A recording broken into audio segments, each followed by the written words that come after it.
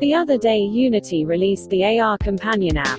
With it, you can digitize your room with incredible accuracy.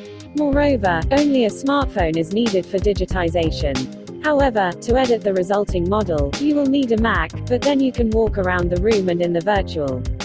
Previously, this was also possible, but it required hundreds of hours of work.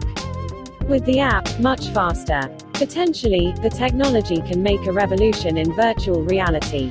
If you can digitize anything, then it will appear in the metaverse: houses, warehouses, skyscrapers and a bunch of everything else. In South Korea, the presidential candidate is promoted with the help of a deepfake. The machine was trained for hundreds of hours, but in the end it reliably conveys the intonation and facial expressions of a politician.